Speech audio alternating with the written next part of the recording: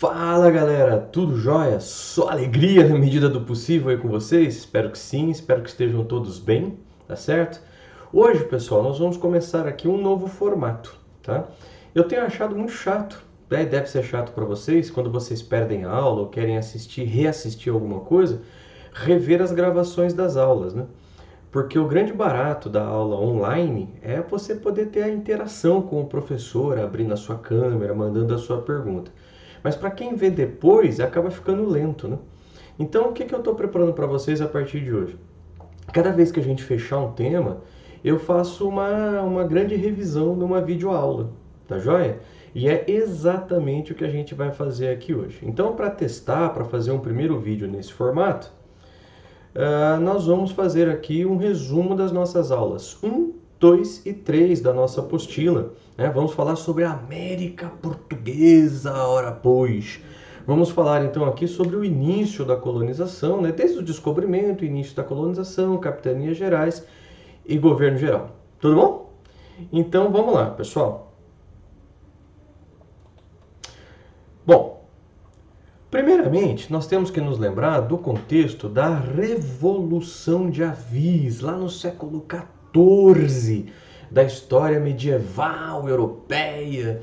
Mas por que para nós isso é muito importante? Porque a partir desse movimento que ocorreu ali entre 1383 e 1385, que nós tivemos o primeiro passo, né, no sentido da formação do Estado moderno português. O que viria a ser o absolutismo português, o mercantilismo português, davam seus primeiros passos ali na Revolução de Avis, consolidando Portugal como um reino independente de Castela.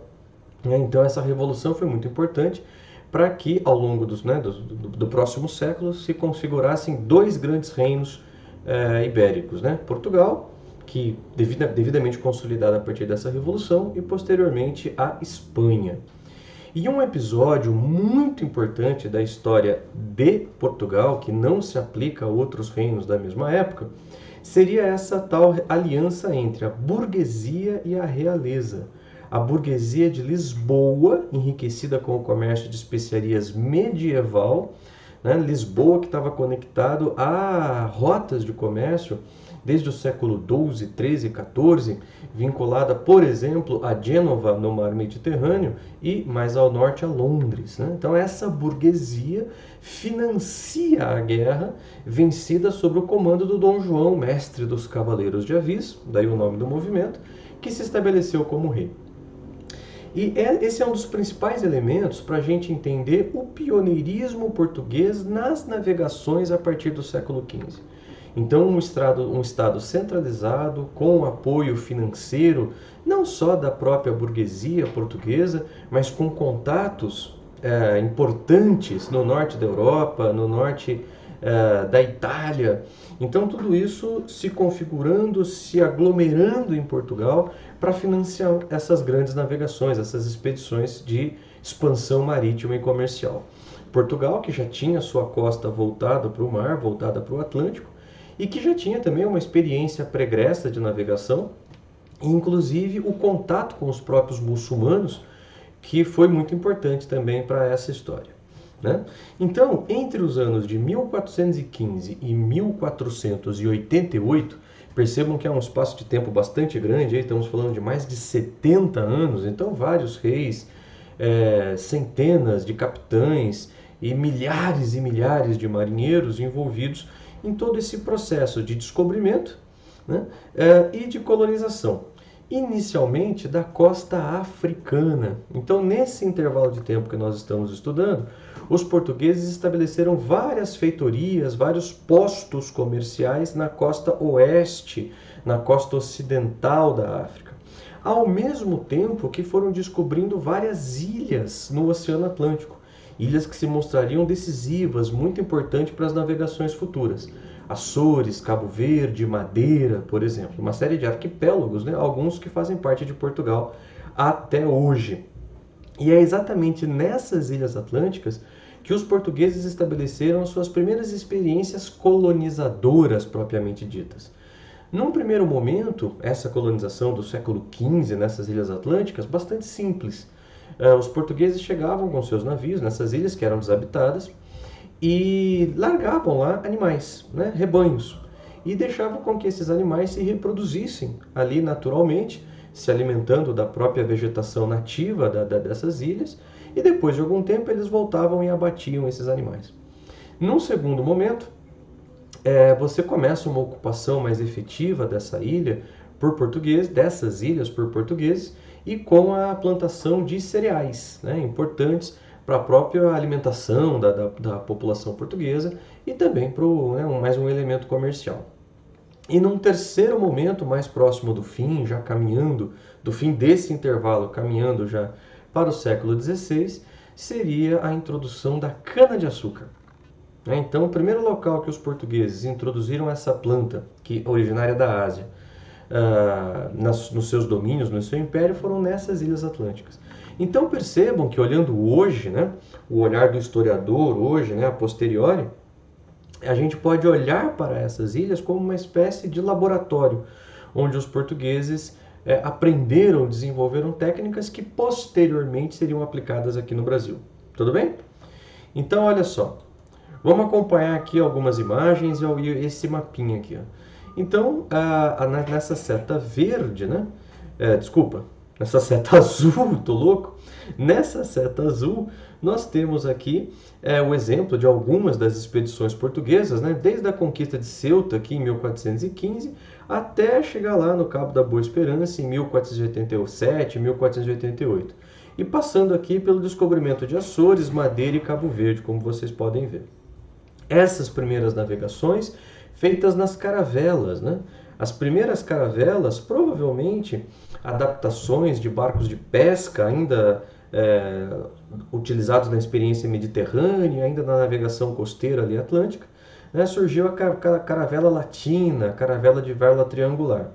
Num segundo momento, uma invenção portuguesa propriamente dita, a caravela redonda, que embora tenha essas velas quadradas ou retangulares, né? Quando elas batiam o vento, elas ficavam arredondadas, daí o nome caravela redonda. E já mais para o final do século XV, o surgimento de embarcações um pouco maiores, chamadas de naus, né? Embarcações que podiam chegar a 50 metros. Tudo bem? Então, assim, teve início, né, a expansão marítima e comercial portuguesa no chamado périplo africano, né? Esse grande objetivo da burguesia lisboeta, que seria conseguir contornar o continente africano em direção às Índias. O grande objetivo de Lisboa e da sua burguesia seria então assumir um papel central no comércio de especiarias, mas para isso seria necessário uma nova rota totalmente marítima para as Índias, para a fonte das especiarias. Bom, seguindo, nesse intervalo que aparece o genovês maluco, o Cristóvão Colombo, que eu vou falar pouco dele hoje porque vai ter uma próxima aula que nós vamos falar mais dele. Mas o Cristóvão Colombo, ele tem a ideia de circunnavegar a Terra. Já que a Terra era redonda, e essa era uma informação disponível no seu tempo, já que a Terra era redonda, ele falou, o caminho mais próximo para chegar ao Oriente é navegando ao Ocidente, né, e dando a volta ao mundo, né, circunnavegando a Terra. Ele primeiro tenta vender essa ideia para o rei de Portugal, mas que ele não tem lá muito ibope nesse reino ibérico, então ele parte para o outro reino ibérico, ele vai para a Espanha, né? Então ele era genovês, ele nasceu ali no norte no que seria hoje o norte da Itália, mas acabou sendo financiado pela Espanha, né? Em 1492 parte na sua tentativa de chegar às Índias, né? De dar a volta ao mundo e chegar às Índias. Mas no meio do caminho havia uma pedra e acidentalmente ele acabou descobrindo a América. Mais detalhes dessas viagens do Colombo eu vou deixar para uma próxima aula, quando a gente for falar sobre o início da colonização espanhola na América, né? Mas então você imagina, ao final de 1492, 1493, início, né, de 1493, quando o rei de Portugal descobre que a viagem do Colombo aparentemente tinha sido um sucesso, né? Afinal de contas, a notícia que se tinha em 1493 era que o Colombo havia chegado às Índias, né? Então dá início uma disputa entre portugueses e espanhóis pelas disputas das novas rotas, das novas terras que estavam sendo descobertas. E exatamente para evitar um conflito maior, uma guerra ou coisa do gênero, que em 1494 foi feito o Tratado de Tordesilhas, famoso Tratado de Tordesilhas, que tenho certeza que todos vocês já ouviram falar. Né? Um acordo entre os portugueses e espanhóis com a chancela do Papa. Então foi o Papa, líder da Igreja Católica, que serviu como um mediador desse acordo e ao mesmo tempo era, digamos assim, né, metaforicamente falando, a assinatura do Papa que conferia poder a esse documento. Inclusive, algo bastante baseado no direito medieval, né, que via no Papa o representante de Deus na Terra e por isso a única força política capaz de legislar, né, em assuntos internacionais. Nós vamos ver depois também que os franceses questionarão isso, mas são cenas do próximo capítulo. Né? Uma coisa importante é que o Tratado de Tordesilhas, ele dividia, não é o Brasil, não é a América, mas todas as terras que estavam sendo encontradas e as que seriam, né? As que já haviam sido encontradas e as que seriam encontradas no futuro. De certa forma, o Tratado de Tordesilhas dividia o mundo entre Portugal e Espanha. Nesse primeiro mapinha aqui, pessoal, nós temos todas as viagens do Cristóvão Colombo. A viagem mais famosa dele é a de 1492, que ocorreu entre 1492 e 1493. Mas ele realizaria mais 3, né, totalizando 4 viagens para o continente americano. O Cristóvão Colombo morreu dizendo que havia chegado às Índias, que estava na Ásia. O próprio Cristóvão Colombo não foi capaz de descobrir que esse era um novo continente. Embora as principais informações para se chegar a essa conclusão foram obtidas pela própria viagem do Colombo. Tá? Mas, como eu disse para vocês, numa próxima aula a gente vai olhar para isso aqui com mais calma. Então agora vamos voltar aqui ao contexto de Tordesilhas. Né? Então, o primeiro tratado seria, partindo aqui de Cabo Verde, como uma referência, né? Então seria 100 léguas aqui depois de Cabo Verde e passar uma linha imaginária aqui dividindo o território. Mas os portugueses não assinaram esse acordo. E depois de muita negociação, a linha foi levada a 350 léguas da ilha de Cabo Verde. Né? Então percebam que, desta forma, isso com as informações que nós temos hoje, né, na época eles não tinham noção exata do que estavam dividindo. Então, posteriormente, mostrou-se que os postos comerciais africanos e a grande maioria aqui da Ásia, se não toda a Ásia que eles conheciam, caberiam aos portugueses. Enquanto os espanhóis ficaram com, então, a maior parte do continente americano. Né? Um problema que veio a acontecer alguns anos depois de Tordesilhas é porque é o seguinte, como a Terra é uma esfera, né, aproximadamente uma esfera, como a Terra é redonda, o que eles fizeram em Tordesilhas foi fazer uma linha que dividia um lado, né, dessa esfera. Então foi só com o Tratado de Saragoça, em 1521, que, digamos assim, o espelho dessa linha do outro lado da Terra foi traçado. Né? Então você tinha aqui o espaço colonial português e o espaço colonial espanhol. Né? Inclusive, essa linha foi motivo de muita disputa em função do acesso às ilhas aqui do Oceano Índico, do Oceano Pacífico, também fonte muito importante de especiarias. Bom, mas seguindo com as expansões portuguesas, né? Depois do Tratado de Tordesilhas, a próxima viagem, e talvez a mais importante de toda essa história, pensando do ponto de vista português, a viagem do Vasco da Gama, que antes de cair para a segunda divisão, acabou descobrindo que a nova rota para as Índias em 1498, né, completando então o périplo africano e descobrindo essa nova rota, esse novo caminho, que colocou Portugal no centro do comércio de especiarias. Então, nessa época, e praticamente ao longo de todo o século XVI, esse finalzinho do século XV, praticamente ao longo de todo o século XVI, o principal produto do comércio português eram sem dúvida as especiarias. Né? Só que 2 anos depois foi realizada uma outra viagem, cujo principal objetivo era ir para as Índias. Então, o principal objetivo do com o nosso comandante Pedro Álvares Cabral, que comandou a maior esquadra que Portugal já tinha reunido até então, 13 navios fortemente armados, né, e preparados para mostrar os dentes, mostrar as garras do Império Português, preparados para bombardear e guerrear na Ásia, se isso fosse necessário, para assim estabelecer o controle comercial português naquela região. No entanto, como todo mundo sabe, essa viagem acabou desviando um pouco mais ao ocidente e chegando às terras que hoje nós chamamos de Brasil. E por isso que o Pedro Álvares Cabral, tradicionalmente, ele é tido como o descobridor do Brasil. Essa teria sido a viagem de descobrimento do Brasil. Muito provavelmente, praticamente certo, de que nada teve de acidental. Pedro Álvares Cabral não acidentalmente desviou e esteve no Brasil. Em momento algum, Pedro Álvares Cabral imaginou que estivesse na Ásia, que estivesse nas Índias. Tanto que ele passa 8 dias aqui na costa brasileira, deixando 3 portugueses para trás, e na sequência ele vai até as Índias e completa a sua missão, né? Então hoje, uma visão mais moderna dessa viagem nos diz que na verdade ele tomou posse oficialmente desse território em nome do rei de Portugal. Em 1499, mesmo antes, né, antes de abril de 1500, outros navegadores europeus já estiveram na costa brasileira. No mínimo uma expedição portuguesa e uma expedição espanhola. Mas essas expedições elas ainda eram meio secretas.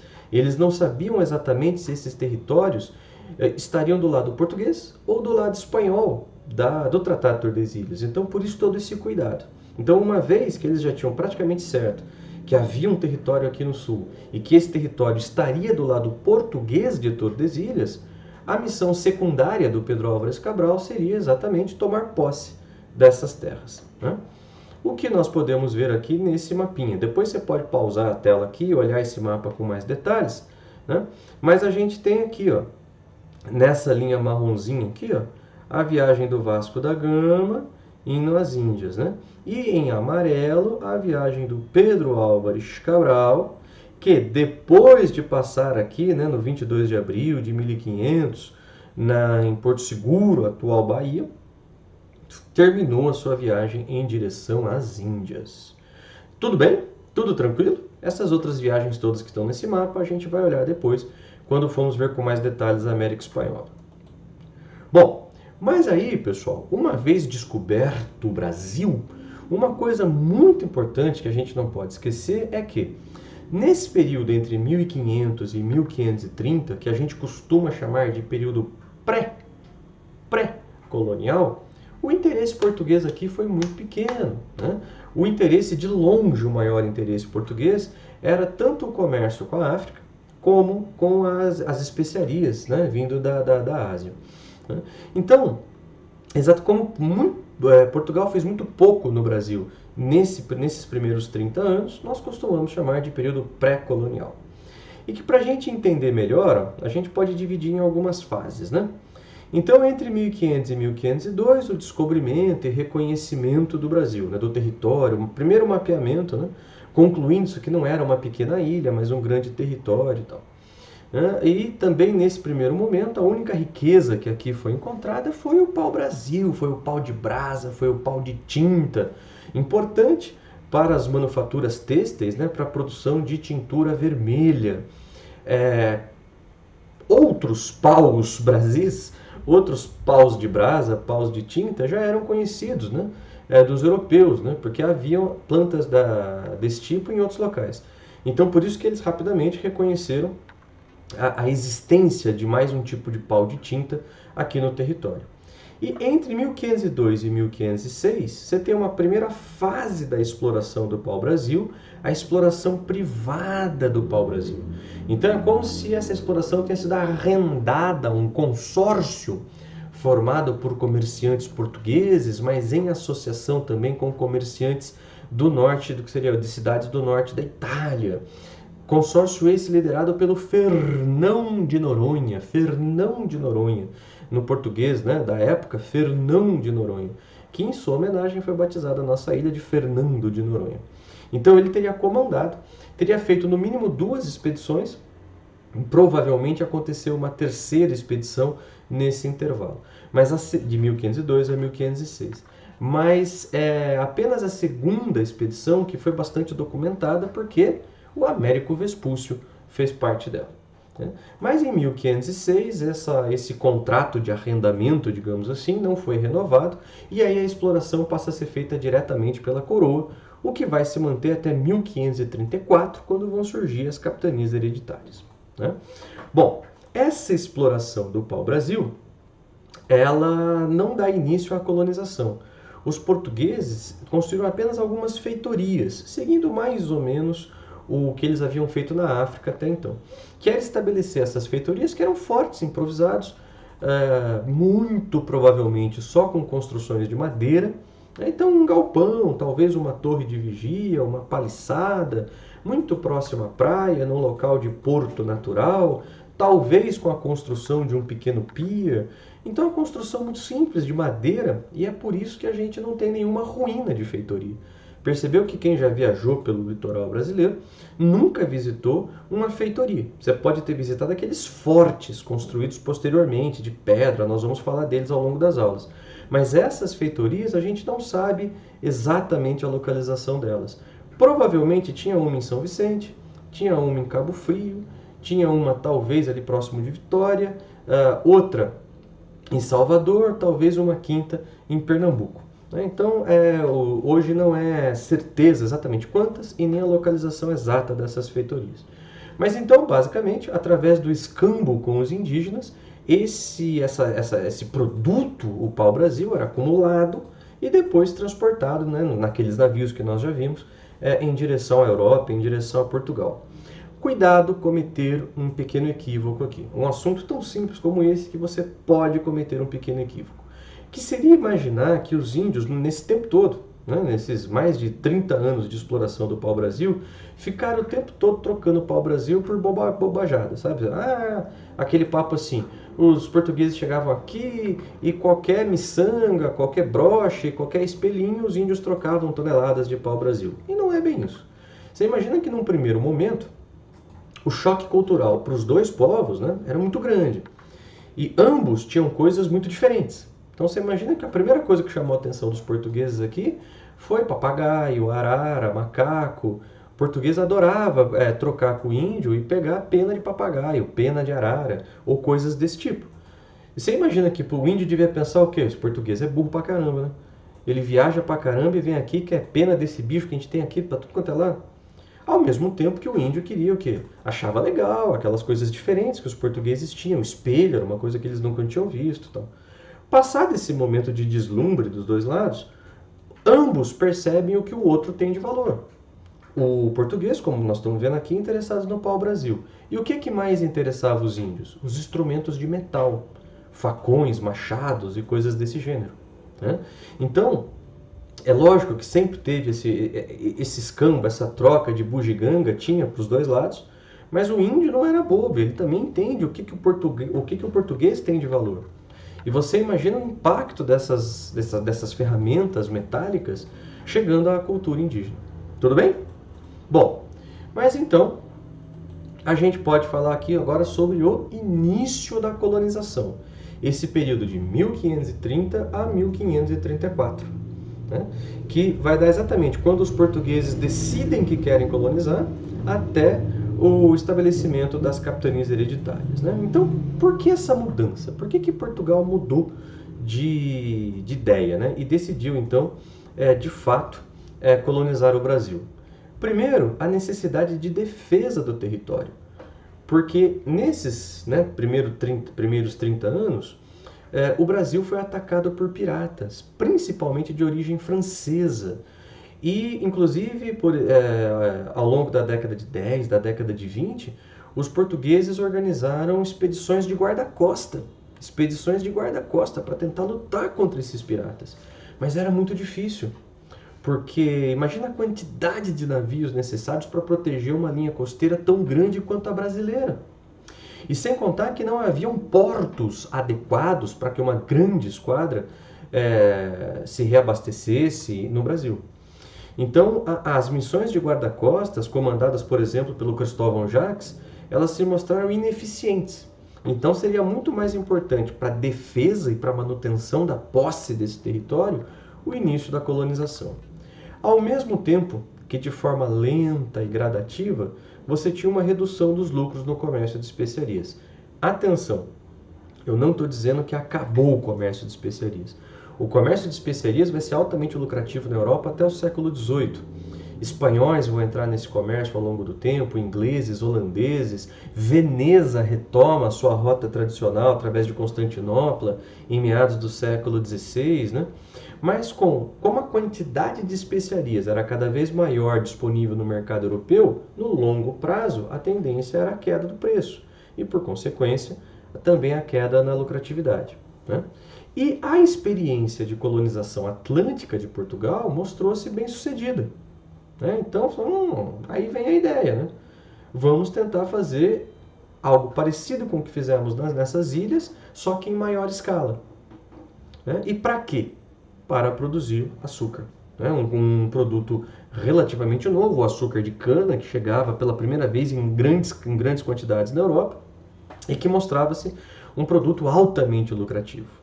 E exatamente para dar início a tudo isso, que no finalzinho foi em dezembro, nos últimos dias de dezembro de 1530, que o Martim Afonso de Souza parte em direção ao Brasil para uma missão que duraria mais de 2 anos, né, que tinha por 3 objetivos. Primeiro, guarda-costas. Por mais que isso se mostrasse ineficiente, seria uma missão secundária, digamos assim, do Martim Afonso de Souza, lutar contra franceses ou outros piratas que encontrassem pela costa brasileira, o que aconteceu, por exemplo. Ele parte com uma frota de 5 navios e quando ele encontra navios piratas franceses na costa de Pernambuco, tá? A exploração do rio Amazonas, da foz, não do interior, da foz do rio Amazonas e da foz do rio da Prata, porque era uma missão do Martim Afonso de Souza também tentar delimitar os limites do território português a partir do Tratado de Tordesilhas, né? Então havia uma dúvida se esses rios, né, a foz desses rios, estariam em qual dos lados do território, né? Mas o maior interesse seria exatamente aquilo que havia sido descoberto em 1511, 1513, que era a foz do Rio da Prata. E, finalmente, a fundação da primeira vila portuguesa no Brasil, que foi São Vicente, né, atualmente aqui no litoral sul de São Paulo. Então, a primeira vila, né, o primeiro povoado com status de vila portuguesa no Brasil foi São Vicente, fundada em 1532. Tudo bem? Então, assim, teve esse início a colonização efetiva do Brasil e o primeiro sistema colonial montado para isso foi o sistema das capitanias hereditárias, né? Que novamente a coroa transferia os custos da colonização para a iniciativa privada. Então, para a gente usar um termo moderno, novamente arrendavam-se as terras do Brasil para pessoas da média baixa nobreza portuguesa, né? A alta nobreza portuguesa se interessaria pouco por isso. E também havia preocupação por parte do rei de não criar uma fonte de poder paralelo, né? Então, por isso, membros da média nobreza e também, às vezes, por exemplo, não o herdeiro direto. Normalmente, quando tem alguém de uma grande família envolvida nisso, de uma família poderosa, normalmente é o 5º, 6º filho, né, que não herdaria todas as terras da família na Europa, exatamente para impedir a formação de uma nobreza mais forte que o próprio rei, né? Ao total foram 14 capitanias divididas em 15 lotes de terra e que foram entregues a 12 donatários. Então teve donatário que recebeu mais de uma capitania e tinha capitania dividida em mais de um lote. Depois vocês podem ver o mapinha que eu vou mostrar aqui. E esses grandes lotes de terra deveriam ser divididos em sesmarias, né? Então lotes de terras distribuídos ao beneficiário em nome do rei de Portugal com o objetivo de cultivar essas terras virgens. E cultivar com o quê? Com cana-de-açúcar, certo? Então dessa forma, como vocês estão vendo aqui no mapa, né, o Brasil foi dividido, né, nessas grandes faixas. Depois você pode dar um pause aqui no vídeo, olhar esse mapa com detalhe, tem o nome de todas as capitanias e de todos os capitães também, né? Mas, olha que interessante que eu escrevi aqui do lado. Ó. Somente 10 das capitanias foram colonizadas no século XVI. O Ceará e Santana, na prática, ficaram absolutamente abandonadas, né? Das 10 colonizadas de fato, só São Vicente e Pernambuco tá? Só São Vicente e Pernambuco, que tiveram algum sucesso até 1550. E o curioso é que de 1550 para frente, São Vicente também decai, né? Então, dessas capitanias originais, você pode dizer que a única que teve sucesso de fato, que se tornou a região mais rica da colonização, foi Pernambuco. E por isso, muito em função disso, né, que a partir de 1548 nós tivemos a adoção do governo geral, né, que não aboliu as concessões aos donatários. O governo geral não acaba, não termina com as capitanias. As capitanias modificadas várias vezes, mas elas continuam até o século XVIII. Elas só vão ser abolidas em definitivo no século XVIII. Então, de certa forma, é uma reação do governo português contra essa fraqueza e essa questão mais experimental do início da colonização. E uma relativa centralização administrativa. Então, criava-se um representante do rei na colônia, um governador geral, que em alguns momentos também foi chamado de vice-rei. Tá? Então, esse governador geral, ele tinha exatamente por defender, né, e tentar revitalizar essas capitanias que não tinham dado certo. E, com certeza, para que tudo isso? Né? Para aumentar as rendas, né, do rei com o Brasil. Porque aonde que o rei, né, aonde que a coroa ganharia dinheiro nessa história? Cobrando impostos de todas essas atividades que se desenvolviam. Por isso, inclusive, que criou-se uma estrutura de defesa mais efetiva, que estava sob o comando de um capitão-mor. Criou-se uma estrutura de fiscalização mais efetiva e de controle da economia, que estava sob o controle de um provedor-mor, e ainda uma espécie de sistema de justiça, né, para colaborar, para manter a ordem na colônia, que estava sob o controle de um ouvidor-mor. Então criou-se toda uma estrutura administrativa. Eu digo que é relativamente centralizado porque as distâncias eram muito grandes, as dificuldades de comunicação eram muito grandes, mas foi um passo no sentido de superar essas dificuldades, né? E para isso precisava-se então de uma primeira capital do Brasil. E escolheu-se a Bahia, porque a capitania da Bahia, que tinha sido praticamente devastada por ataques indígenas em 1540, ela foi readquirida da família, né, dos herdeiros do donatário original, e se tornou então uma capitania administrada diretamente pela coroa, e com a fundação da cidade de Salvador, na Baía de Todos os Santos, em 1549, né? O que hoje é a capital do estado da Bahia. E também com o primeiro governador-geral, Tomé de Souza, vieram os primeiros jesuítas para o Brasil. Começa a presença jesuítica, né, efetiva aqui no nosso país, com as missões de catequese, né? Então com a missão primordial de catequizar o índio, mas isso sempre foi uma coisa polêmica. Sempre tiveram aqueles, principalmente os latifundiários, que eram contra e acreditavam que os jesuítas mais atrapalhariam do que ajudariam. Porque na prática, essa mão de obra escrava africana, escrava indígena, que era utilizada, a escravidão indígena foi uma realidade na colônia brasileira até o século XVIII. De certa forma, esse projeto de catequese atrapalharia a utilização dessa mão de obra escrava e indígena, né? Agora, depois de muito debate, principalmente depois de 1573, 1574, nós temos essa definição do que seria essa ideia de guerra justa, né? Então, o índio que não aceitasse a catequese, que não aceitasse esse processo de aculturação e de conversão religiosa, esse poderia ser combatido, morto ou escravizado na chamada, entre aspas, ali, guerra justa. Tudo bem? Então, olha só. Nesse mapa aqui, eu tenho mostrado aqui em vermelho a rota seguida pelo Vasco da Gama, estabelecendo a principal rota, né, que era utilizada para se chegar nas Índias, tá? Então, olha só, inclusive com essas, aqui nesse mapa, nós temos as correntes marítimas, né? A chamada volta do mar, que se dava aqui no Atlântico Norte, e também a volta do mar aqui no Atlântico Sul.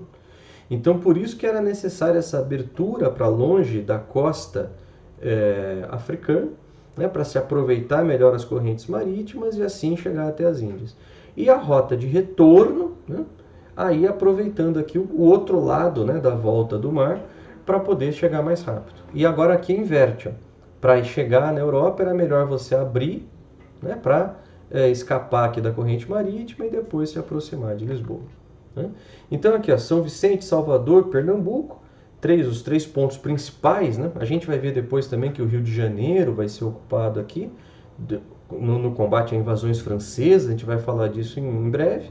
E vários postos africanos portugueses, né? Porque os portugueses estabeleceram na África e na Ásia, marcados aqui nesse mapa. Tudo bem? Tranquilo? Né? Vale ressaltar, vou voltar aqui um pouquinho, que a produção de açúcar, então, que se estabelecia, seria a partir das capitanias hereditárias e que seria apoiado pelo governo geral, deu início àquilo que foi o primeiro dos grandes ciclos econômicos, né? Depois a gente vai estudar isso com mais calma, mas o primeiro dos grandes ciclos econômicos, o ciclo da cana-de-açúcar. E é exatamente através da cana-de-açúcar, principalmente depois do governo geral, que a mão de obra escrava africana vai se estabelecer em larga escala.